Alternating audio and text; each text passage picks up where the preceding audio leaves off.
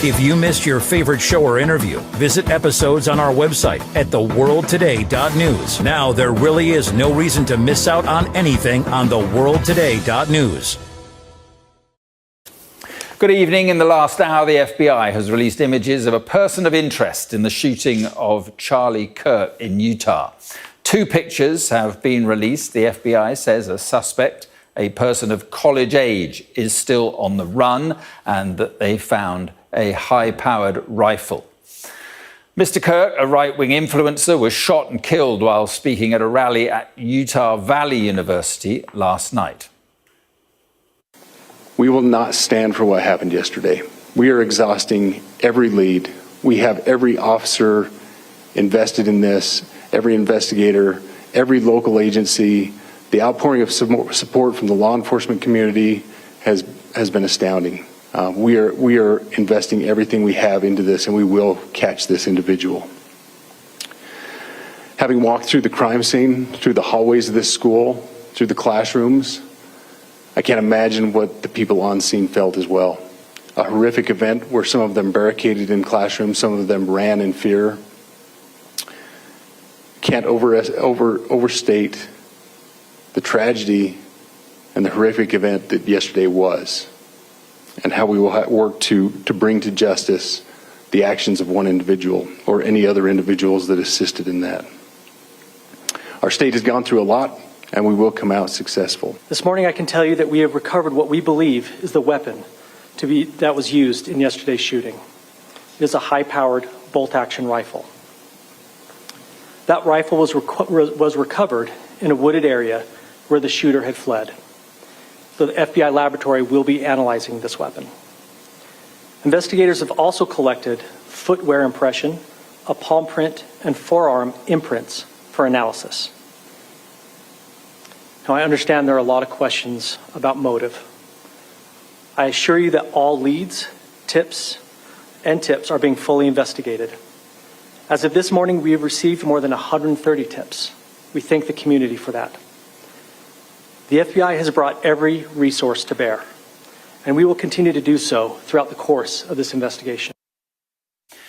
Well, our US correspondent James Matthews has the latest now from Utah. Almost sounded like an open and shut investigation when the FBI held that 7:30 a.m. news conference this morning. They said they were confident, and there was a confidence in withholding these kind of images. You know, there was no immediate call to the public for help in identifying who he was. So, yeah, I do wonder why now they have taken that step. I suppose time is a factor. This is a killer on the loose, an assassin on the run, so there is danger inherent in that, clearly. Although they say, and said this morning, the community is not at risk. They reckon this was a targeted shooting. But clearly, this individual has to be brought to book very quickly, and that will be the pressure that is on the FBI. The pressure that's on them now, of course, is to find out where he went.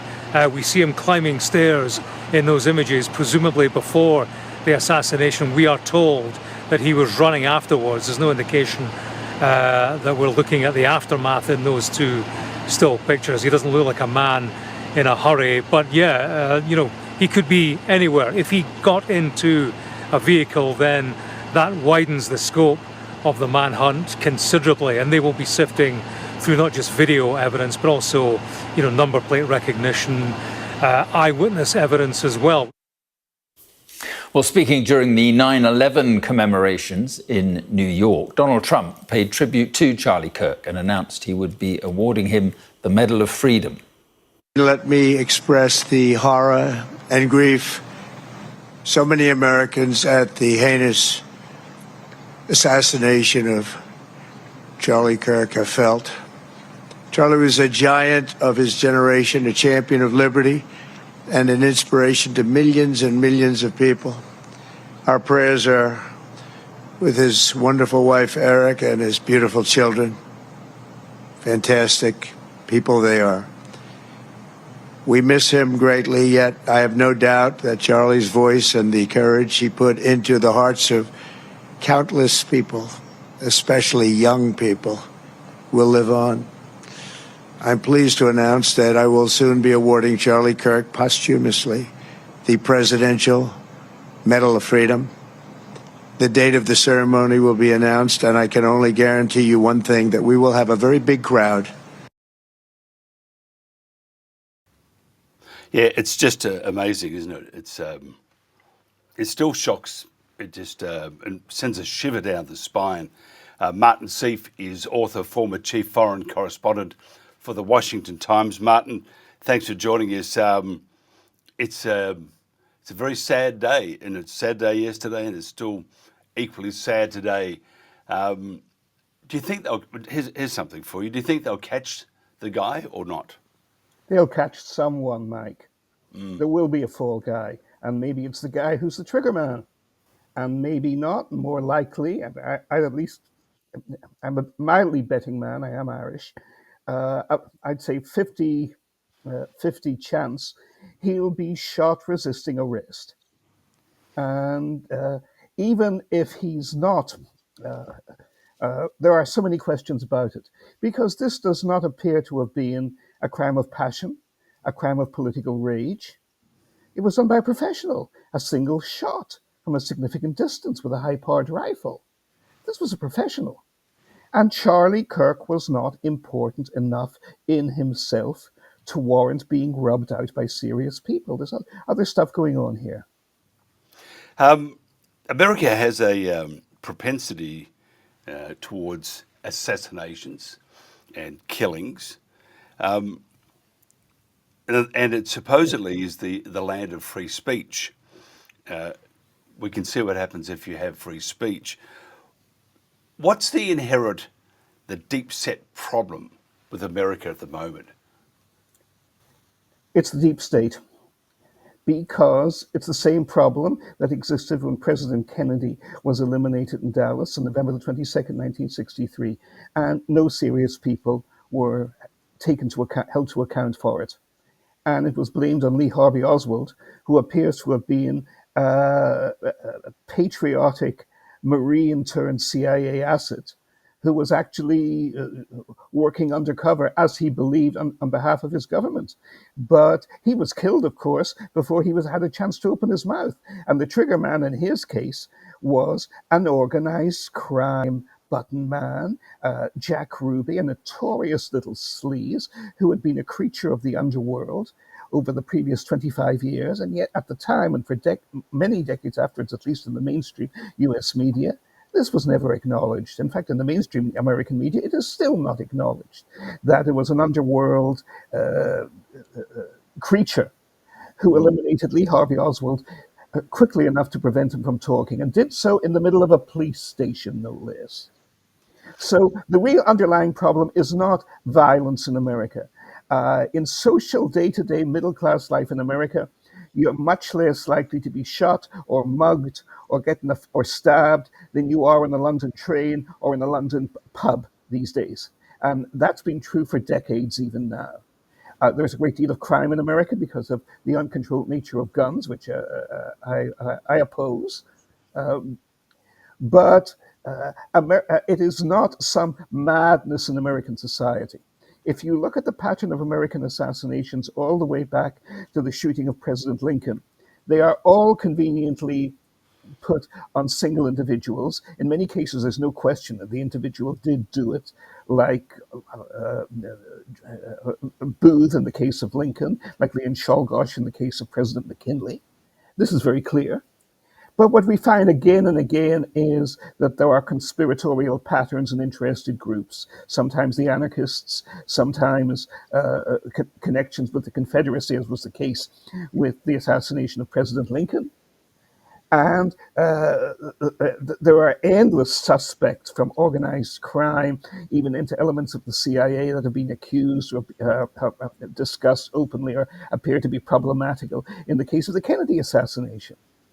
So I think this will fit that pattern. It's going to be blamed on an individual. There will be much childish nonsense talked, as there always is, about the evils of violence and the evils of American society and what drives individuals to do this. But no, this was a political killing within a political context. And the significant factor to me is, per Charlie Kirk, was not of significance in himself to warrant being eliminated. He could have been eliminated in a crime of passion, of course, political passion. But this was not a crime of political passion. It was very precise. So why was he eliminated? I think it was to provide a wider context. That's not the story. Yeah, can you tell me, okay, I mean, it could very well go the way they'll find a patsy. But could you just tell me, why would Deep State be interested in bumping off Charlie Kirk? They're not. But this provides the context for a future attempt, maybe an imminent attempt, God forbid, on the life of President Trump or Vice President Vance, or both of them. It's setting the context. I was looking at some of the videos, and it was, of all things, posted on a Murdoch publication, and it showed you people celebrating the death of Charlie Kirk, and some of the things that they were saying. It shows you that America, especially when it now comes to politics, it isn't just politics.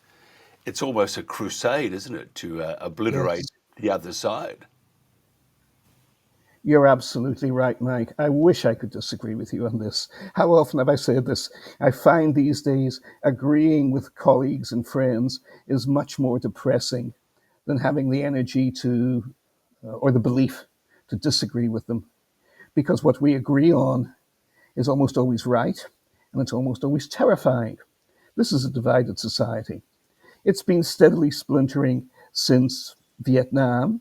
There have been upticks and periods of good nature and prosperity, and too, which any large and hopefully stable society will have. I mean, I think a lot went wrong in Britain during the Tony Blair years, but compared with what's going on now, they and the David Cameron years too appear to be relatively, for many people, if not most people, complacent with the horrible crises and problems that have erupted since. Same with us. But you've nailed it. There is enormous hatred, and it's not just from the right against the left.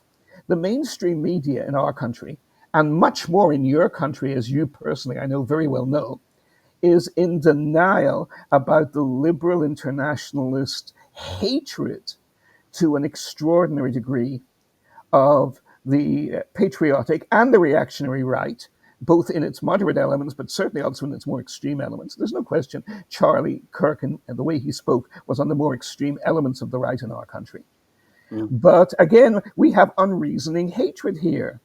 And one fellow, MSNBC, has banned one of their favored sons. They'll probably have him back quietly as soon as they can get away with it, Matthew Dowd, because initially he showed his hand too much. He appeared to either gloat.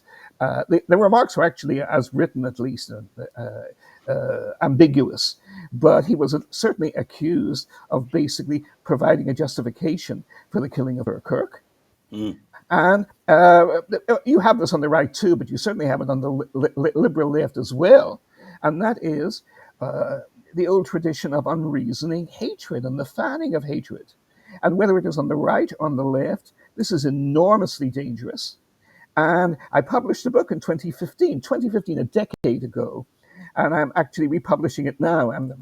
It's available on Kindle. It's called Gathering Storm. I didn't even want to use the title because I said, well, Winston Churchill already appropriated that to world fame and a Nobel Prize for Literature at 1939. I can hardly publish something nobody will read in the shadow of that. And my wife insisted. She said, but that's what you're writing. You're warning about a gathering storm. And I was. The gathering storm I warned about in my book, which is available on Amazon.com, should be in Kindle form, is the coming splintering and civil war in America. Hopefully the country will survive it and come together again. More hopefully still we can avoid it and avert it, which seems increasingly unlikely at this late date. But I was predicting this crisis coming in a published book a decade ago. And you are right. I mean, I'm just thinking, as you were going through it then, that if you look at the States and you look at the UK and Europe and Middle East and the war between NATO and Russia and all that, if you're looking at the pointy end, it's getting closer and closer and closer to that pointy end. Yes. Do you think, they say we have different seasons and different things just to clean out the land and get things back into normal for the good times, and then you have your autumn and then your winter, then spring again. Do you think this is a bit, you could adapt that to the human species, that we can have peace for so long, but we still need that war. We've got to have it. It's just going to happen. So you talk about civil war in the US, and they're talking about it in the UK and all the other things. It's getting closer and closer and closer to that moment, and then there will be that war, that civil war or war between countries, and then it will be back into spring, back into summer, and then autumn comes around, whether it's 10 or 30, 50 years' time, again. And if you look at history, that would indicate we have this thing that we're going to have a war, we're going to have violence, we're going to have something, and it sort of clears the deck, doesn't it?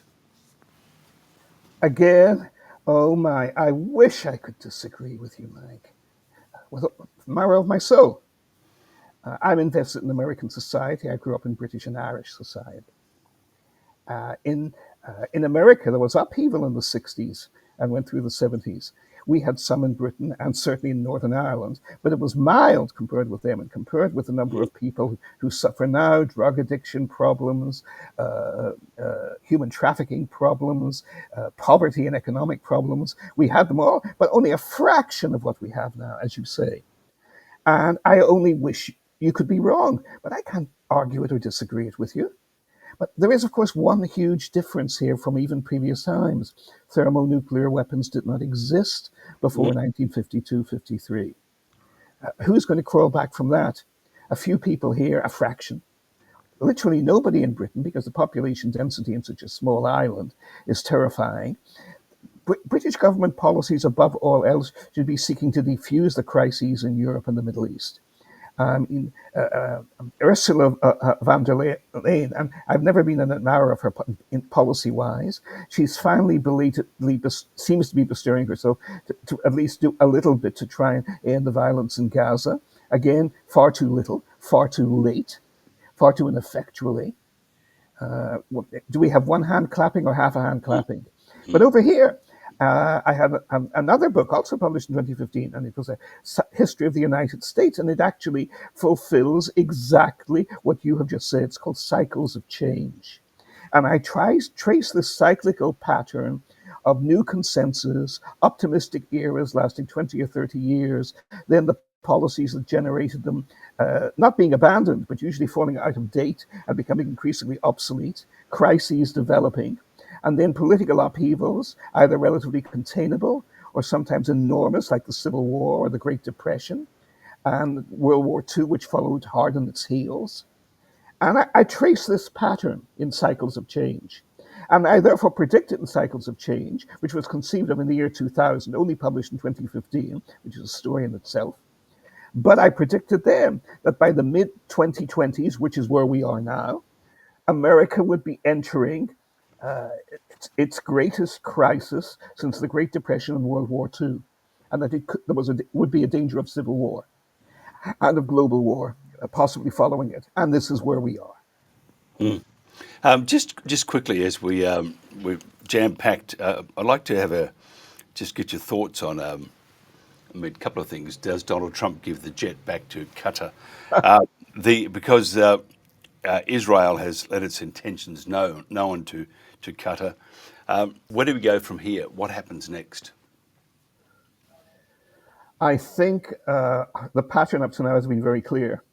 The president is very unhappy at what the Israelis did, but he will not bring them to book on it, just as President Biden and President Obama did not either. I am not an admirer of Hamas or its policies at all, to put it mildly. But the irony is, there are many people, at least half the population in Israel, want peace and want to put the safety of the very few surviving hostages, which Netanyahu very clearly has not cared about. The hostages who got out and their families have been very explicit about this. But what was done in in Doha, was not serious about decapitating Hamas. It was serious about decapitating any moves Hamas might make to free the hostages and create a new, even breathing space, ceasefire with Israel to even pause the killing in Gaza. I see no practical success for this at all. They're eliminating more leaders, but they've eliminated much more important leaders in Hamas. They know where more important leaders are. I do not believe this is the reason it was done. So I don't think the president. I don't think the president is happy about this, but I don't see him taking any effective action to rein in the Israelis. And as for Qatar and the UAE states, they have always been the most moderate states seeking settlement of the Israeli-Palestinian conflict and the Middle East conflicts. What we're going to see from this is the direct result is clear. The Abraham Accords, which President Trump was rightly proud of in his first term, are going to, and which Netanyahu certainly boasted about whenever it suited him, are going to be eliminated. Netanyahu himself is going to eliminate the Abraham Accords, which he himself boasted of and presented to the Israeli public so proudly. The likelihood, therefore, is far more vicious, uncontrolled, no-holds-barred wars on both sides and on every side there. I see no good coming out of this. No, and I don't see the conflict at all ending for Agreed. For such a long, long time. We're agreeing on many things. I wish we didn't, Mike, or rather, I wish we could agree on more optimistic things. But you're right. What can you do? It's a guy that used to work with us, Ivori Moric. You might know of his writings. And very, very good guy. And he and I would often talk, and everybody else would be looking at that light at the end of the tunnel as, some sort of good sign. We were always, no, it's a train. It's got faster. Yes. So and maybe you could join our platform. You could be on the railway platform, Ivori, Martin, and Mike. Unfortunately for all of us. Yeah, exactly. We're all there. I agree with you, Mike. But I think reality is, in whether it's legacy or independent media or whatever, I think a thing that is missing most times is reality. Yes. And we all like to put our own spin to it, but you've got to call it as it is. At the moment, the Middle East is so far away from any sort of peace deal. Same thing with Ukraine, Russia, and that's because NATO and Europe really don't want it to happen. So they're nowhere near it. And the scary thing is that in between them coming to an agreement to have a ceasefire, then a peace deal, unfortunately, in between it, something can go terribly, terribly wrong. And you would never, ever get to that peace deal because it's just too late. Martin, if somebody wants to find out more about you or your book that's out on Kindle, can you tell us how they can do that? The books should be available for them, bless you, Mike, on Amazon.com. I can be reached likely indirectly, but I'm on Facebook, and more specifically for specific queries, I would recommend people contact me through you folks, through The World Today and Pulse Talk Radio, and please do. I welcome it. Believe me, I have few enough people contacting me, and the ones who do usually disagree vociferously, which is very agreeable usually. But there are also the extremely nasty ones who I tend to let my natural Irish side go and reply to in kind, which of course is not politic or always wise.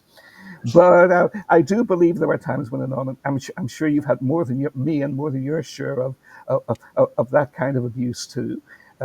Well-meaning, honourable people always do. But again, thank you so much. I told someone, Martin, before I told someone that they should crawl under a rock with their cockroach friends. Yeah, bravo, my friend. Bravo, Mike. But never call the guy a cockroach. But he, they used it for their own purpose. And but I would never call someone a cockroach. But I would tell them to crawl under a rock with their cockroach friends. And that was the Irish in me. So and you would understand. And of course, I had not had a drink. So there you are. That's the one remark you've made which shocks me, Mike. Well, it's a bit early. Give me a break. Yeah, of course it is. Absolutely. Martin Sieff, author, former chief foreign correspondent for the Washington Times, and a man whose insight is second to none. Thank you very much, sir. This is The World Today. If you missed your favorite show or interview, visit episodes on our website at theworldtoday.news. Our live shows are also on X, Facebook, YouTube, Rumble, Kick, and Twitch. Now there really is no reason to miss out on anything on theworldtoday.news. Back again. I'm going to replay the clip we played at the start of the show because I think it's important. We've had a multitude of calls wanting to know the latest, so we'll play this from the UK. I think it was Sky News that we used this time. We'll play that, and it's really interesting. I mean, Martin Sieff believes they will find someone, whether it's a shooter or not, but they'll get someone. And it does show that and he also says there's a storm coming. Is it going to be a civil war? Because America, the US has got to take stock of things, look at itself. You can't go shooting people. I mean, the videos that I saw, the clips that I saw of people celebrating the absolute murder and assassination of this guy, Charlie Kirk. I mean, it just shows you that these people are sick. But I think there's a vein right through the US that's inherently sick. And as to say, we'll talk to Dr. Carole Lieberman shortly, and we'll find out why this propensity to celebrate someone's death. Anyway, Cam, if you could play that clip, and then hopefully we'll have... Good evening. In the last hour, the FBI has released images of a person of interest in the shooting of Charlie Kirk in Utah. 2 pictures have been released. The FBI says a suspect, a person of college age, is still on the run and that they found a high-powered rifle. Mr. Kirk, a right-wing influencer, was shot and killed while speaking at a rally at Utah Valley University last night. We will not stand for what happened yesterday. We are exhausting every lead. We have every officer invested in this, every investigator, every local agency. The outpouring of support from the law enforcement community has been astounding. We are investing everything we have into this, and we will catch this individual. Having walked through the crime scene, through the hallways of this school, through the classrooms, I can't imagine what the people on scene felt as well. A horrific event where some of them barricaded in classrooms, some of them ran in fear. Can't overstate the tragedy and the horrific event that yesterday was, and how we will work to bring to justice the actions of one individual or any other individuals that assisted in that. Our state has gone through a lot, and we will come out successful. This morning I can tell you that we have recovered what we believe is the weapon that was used in yesterday's shooting. It is a high-powered bolt-action rifle. That rifle was recovered in a wooded area where the shooter had fled. So the FBI laboratory will be analyzing this weapon. Investigators have also collected footwear impression, a palm print, and forearm imprints for analysis. Now, I understand there are a lot of questions about motive. I assure you that all leads, tips are being fully investigated. As of this morning, we have received more than 130 tips. We thank the community for that. The FBI has brought every resource to bear, and we will continue to do so throughout the course of this investigation. Well, our US correspondent James Matthews has the latest now from Utah. Almost sounded like an open and shut investigation when the FBI held that 7:30 a.m. news conference this morning. They said they were confident, and there was a confidence in withholding these kind of images. You know, there was no immediate call to the public for help in identifying who he was. So, yeah, I do wonder why now they have taken that step. I suppose time is a factor. This is a killer on the loose, an assassin on the run, so there is danger inherent in that, clearly. Although they say, and said this morning, the community is not at risk. They reckon this was a targeted shooting, but clearly this individual has to be brought to book very quickly. And that will be the pressure that is on the FBI. The pressure that's on them now, of course, is to find out where he went.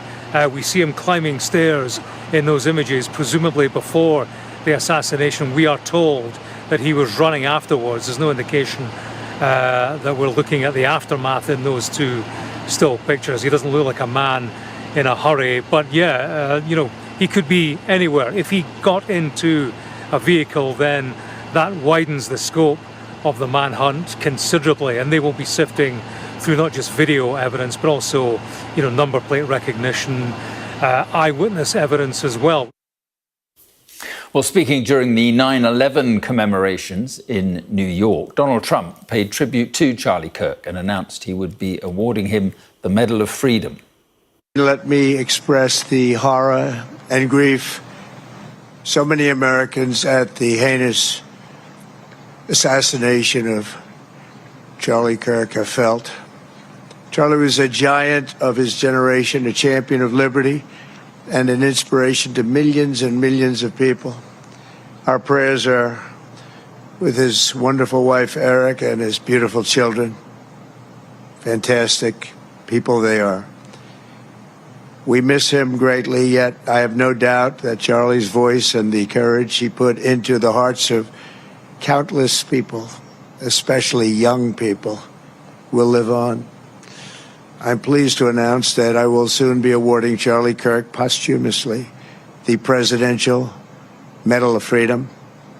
The date of the ceremony will be announced, and I can only guarantee you one thing, that we will have a very big crowd.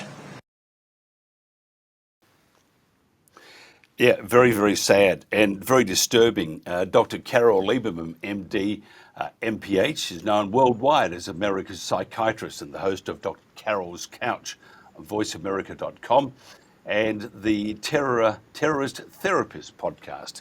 She's a forensic psychiatrist, expert witness, best-selling, award-winning author of 4 books, 2 on terrorism and 2 on relationships. Dr. Carole Lieberman, thanks. For joining us? Is this an act of terrorism or just a political assassination? And when I say just, I don't mean to dismiss the severity of the whole exercise.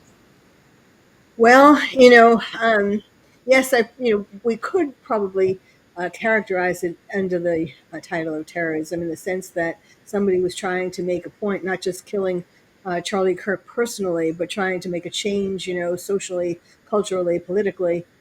So yes, but regardless, he really was, as President Trump said, he really was such a master, such a giant of his generation, and he did inspire so many people. I actually knew him, not BFFs, but he was on my radio show, and we had a chance to talk for quite a while, and you just felt the goodness. He was so, it's so upsetting. Not of course the assassination is upsetting, but what's even more upsetting is how some people are reacting to it politically. That they are happy that he was killed, and that is more of a problem. That's more of a worrying sign for America than even the actual assassination. That people could have be gleeful about, because of what he believed in, because of because he was trying to help America, and all God and country and all kinds of patriotic and wholesome kinds of things, and yet people are against that. What's your thoughts on the significance of this assassination? Well, I hope he has inspired countless people, youth in particular. And hopefully there will be one or more of these people who will take over his mantle. Nobody could be the same as he was, but hopefully there will be people who will keep it going. That's my biggest concern. He really rallied so many young people. On college campuses these days, and even before college, unfortunately, in elementary school and junior high school and high school and college, kids are being taught really very anti-American things, really the wrong things. And, in fact, it was at some schools that people were lethal, not just adults, but there were schools that were having these, celebrations that he was dead. And so clearly there is something very wrong there. And so I hope that there's going to be somebody who can take that over. And, he would have, he was a really already and such an important factor in the Republican Party. And, he could have possibly, he was on the trail to become president one day. Mm. And so this is a really great loss. But again, I hope he inspired enough people to follow in his lead. Now, what's particularly interesting is that this happened right before 9/11. And why that is significant is that terrorists, we are more vulnerable today to terrorism than we were before 9/11. And divided we fall. So the assassination of Charlie Kirk is showing just how divided we are. I mean, more perhaps than anything else up to this point. And so that is very worrisome in regard to terrorism. I saw some video on a Murdoch publication, which is quite surprising from knowing how Murdoch operates. But I saw some video that showed you people celebrating the death of Charlie Kirk. And it was only a quick grab, and there was about 5 or 6 of them, going to have a party for Charlie's death and stuff like that to celebrate him being killed. Is there an inherent problem that's sort of growing within the US? Martin Sieff, before, who's an award-winning journalist and very respected, said that there is a growing storm within the US and that could be heading towards civil war because of it's no longer, when I lived there, it was quite, and times I've been back, you go to a bar, you have a talk about either side, you have another drink, forget it. It's become a crusade for many. How do we stop this fixation on achieving everything, no matter what the cost? Yes, there is that. People, when people commit crimes these days, whether it's, an assassination of Charlie Kirk or whether it's the man on the train, you might have seen that news, who killed a Ukrainian woman. When they do it, it seems like it's not just for them. It's not just for their pleasure or their reason. It's like they feel like they have some kind of, they're doing it on behalf of some other group of people. And that there is, yes, of course, I've been hearing that too for a while now, actually. I mean, for example, during the campaign, there was worry about whether there was going to be a civil war. And then, fortunately, President Trump won. And, he is really, he is doing so much for America. Of course, judges who were appointed by Democrats are trying to stop him in every which way, from making things happen that he was voted to do, that he promised to do in his campaign, and that he was voted by the majority of people to get into office to do. So these judges who are stopping things, like deporting people who are criminals. Well, they're criminals because they're illegal aliens to begin with. So that, but yes, it is kind of mounting. It's mounting amongst people who aren't necessarily like, it's not who you would think. It's not just like groups of people, organizations with certain ideologies. It's like uncles and aunts and friends, would-be friends. I put something up on Facebook today. I was putting a bunch of posts and things about 9/11 and about Charlie Kirk. And friends, they're supposed to be your friends. Some people wrote some really nasty things about politically, that not exactly celebrating his death, but like, saying that I was saying that the person who murdered him, of course, I don't know who it is. I don't have a clue. But I was saying that he probably had Trump derangement syndrome because that is where not only people are very violently against Trump, but against people associated with him, J.D. Vance, Elon Musk, and now Charlie Kirk. So people didn't like why are you assuming such and such? I'm assuming it because I've been doing a lot of work these past months on putting together a detailed diagnosis of Trump derangement syndrome that I am going to be proposing to the American Psychiatric Association to include in their diagnostic and statistical manual. So I've been working on this for months. And it's interesting. I had a very dear friend, best friend. You have your best friends, and when COVID happened, we did a series of many interviews with scientists from around the world, in Europe, the US, and Peter McCullough and all those guys, Robert Malone and stuff. And he wrote to me and said that we were never to be friends again because I'm responsible for most of their deaths. And the same thing with Trump. He would say that this guy is the Antichrist, basically. And this friend of mine was when he was always a bit out there at times, but he worked in broadcast, did news, and he just went flippo. And that's why I mentioned before the crusade. There's this we must topple the enemy. I mean, it's almost something like out of Monty Python. Guy gets his arms and legs chopped off, and he says, "Come on." But it is so bad. I can see the US, who supposedly are the leader of free speech and blah blah blah blah.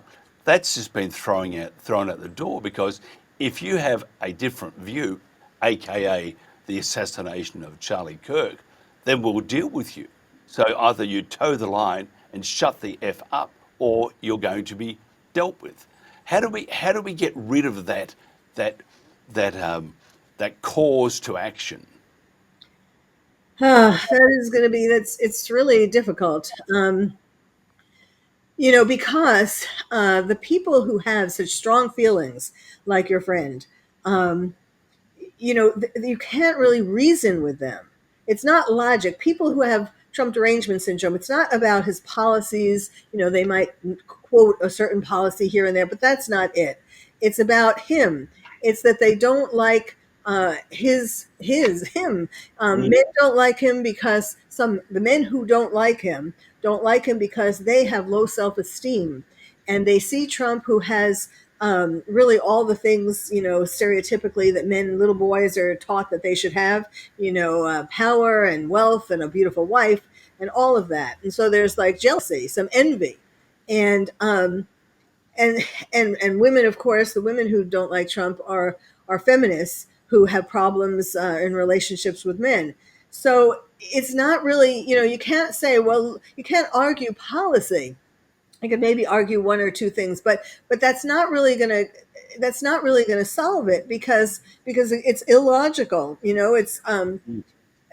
I call Trump derangement syndrome a quasi-psychotic sense of hatred that really can't be dealt with. And the treatment, treatment I'm recommending is individual treatment, couples, family therapy, but not to talk about why you should like Trump, but rather what is it in yourself that you are projecting onto him that you are not happy with.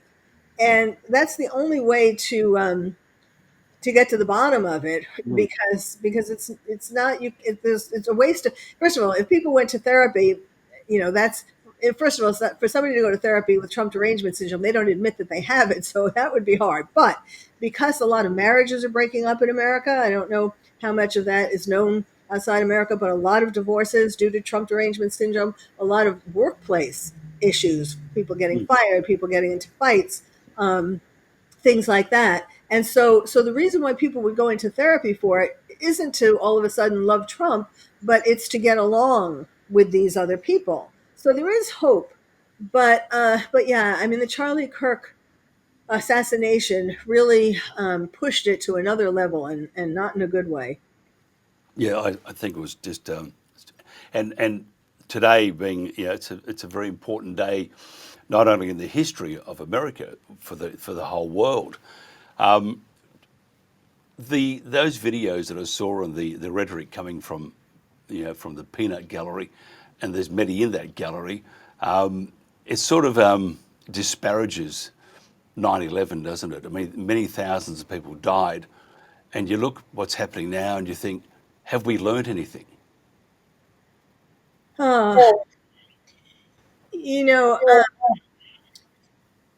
I worry. I don't. I'm not sure people have learned much. People are in denial, really. Mm.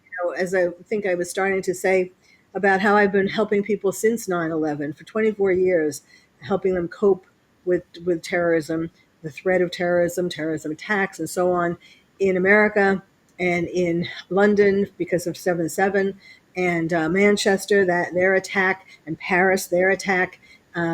And then Israel. I'm now working with people in Israel by Zoom to help them cope with their terror, October 7th. And people have in America have become complacent. They don't realize, because a lot of it is because of our media, where they don't show the things like what's happening in Europe. How radical Islamist migrants have taken over in a lot of ways, burning churches, raping women and children and boys too, and all the things and taking all the money from social services in European countries, and in Australia as well. I've been reading about that. There's a problem brewing in Australia as well because terrorists feel that they are doing what Allah wants. That the instruction is to cover the earth. Is to take over all the countries, especially the West, and to bring Sharia law to these countries, to make everybody believe in radical Islam. And so in America, that information really hasn't gotten through. I do a podcast, the Terrorist Therapist Show, and I talk about these things, not just terror attacks that have passed, but about why we have to be, what we have to be worried about, and why. And it's people don't want to think about these things. Yeah, it's terrible. I mean, in the UK, the new Home Secretary, Mahmood, they're bringing in laws, that's what their intentions are, and they will do it, that if you say anything against Islam, it becomes a criminal offence. Yes. And you will be jailed. And I put to the one of the gentlemen last night, they said, well, if that's the case, what about other religions? Are we not allowed to, if we say something about the Christian religion, surely that should apply there too, which it shouldn't, by the way. And I said, I tell jokes about Catholics because I'm a Catholic. I look at the Dave Allen videos and I laugh enormously. If that was applied to Islam, I would almost be regarded as a mass murderer because I'm having a good old chuckle at the jokes about Christianity. I mean, and we need to be able to laugh at ourselves and not take ourselves so serious. But if they bring that in, and the same thing will apply or applies now throughout Europe, and the world has become less tolerant. And with the tensions around, whether it's domestic or international, the thing we don't need to be is less tolerant, do we? Right. And if you say anything, you're an Islamophobe. You get called an Islamophobe, a racist, and that's not really true at all. I mean, these are just truisms. And if we don't wake up to this fact, at least speaking for America, if we don't certainly Europe as well, but if we don't wake up to this fact, we're going to be gone. I mean, I'm sure you probably know, but in New York, the leading candidate for mayor is a terrorist sympathizer, if not a terrorist himself, Mamdani. And if somebody would have told New Yorkers after 9/11 that this was going to happen, 24 years later, you'd be voting for a radical Islamist. Well, I don't want to. For a guy, we do know that he is a terrorist sympathizer. He was a rapper before he ran for office, and he used to sing these songs that were very terrorist, unabashedly terrorist, and now he's the lead runner for mayor. So yes, these things are it's not just Europe being taken over. These things are really at our doorstep. Yeah, it's very scary too. How do we make ourselves more resilient to terrorism and the creep or the closing in of the evil walls on us? Well, first of all, we have to look at our mental and physical health. And we have to get that into tip-top shape, whatever that takes. Obviously visits to doctors, medication, sometimes, whatever it is. Also, talk therapy, is the main, the best thing. Also, relaxation techniques, going to appreciating art, appreciating music, appreciating our culture more. People, too many people don't appreciate what we have already, and becoming proud of it. Developing patriotism again. It used to be that we would sing pledge allegiance to the flag. When I was going to school, we pledged allegiance to the flag every morning and sang patriotic songs, and that is really gone in a lot of schools in America. And that I would love to bring that back, because there are too many things being taught that are unpatriotic about America, history that teachers are sort of giving their own spin to, and so on. And we need to develop our own pride, develop our own strength.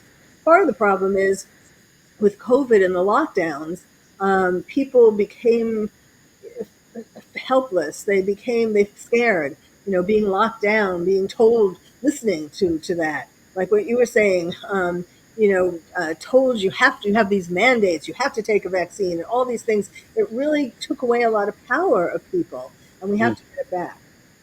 I don't know whether we ever will. I think, we often talk about the effectiveness of what we do. We used to be TNT Radio, as you're aware, and we were probably the largest independent broadcaster in the world. I can tell you it took a long time, and some great psychological scars have been are